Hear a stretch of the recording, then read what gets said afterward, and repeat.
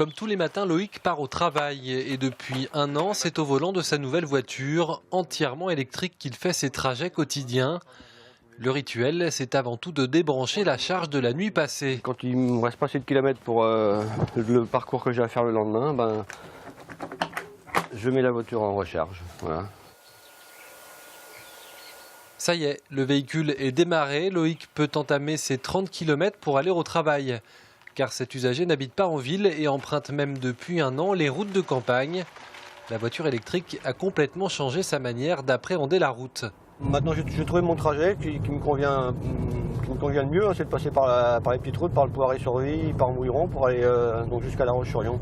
Bien sûr, j'emprunte aussi, quand je suis un peu plus pressé, j'emprunte la 4 voies de Belleville, mais bon, c'est beaucoup moins fréquent.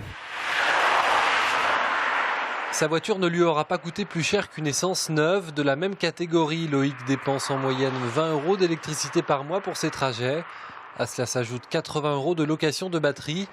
Finalement ici, pas d'économie d'argent, mais pas de perte non plus. Loïc s'y retrouve, surtout dans le plaisir qu'il ressent en conduisant un véhicule silencieux et non polluant.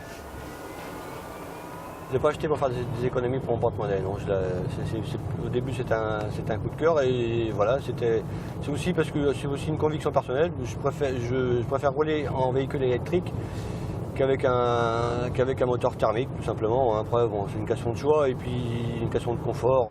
Du côté du syndicat qui gère le développement du véhicule électrique sur le département, l'exemple de notre usager est typiquement le genre d'utilisateur que l'on aimerait voir se développer de plus en plus.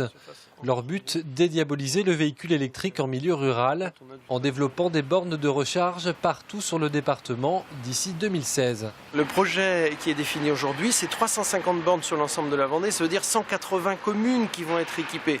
Vous aurez de toute manière à proximité, à moins de 10 minutes, où que vous soyez en Vendée, dans le nord, dans le sud, dans l'est ou dans l'ouest, vous aurez à moins de 10 minutes une borne de recharge qui sera indiquée en plus sur votre tableau de bord, puisque ces bornes vont être communicantes et donc vous saurez à n'importe quel moment où elles se situent et si elles sont disponibles.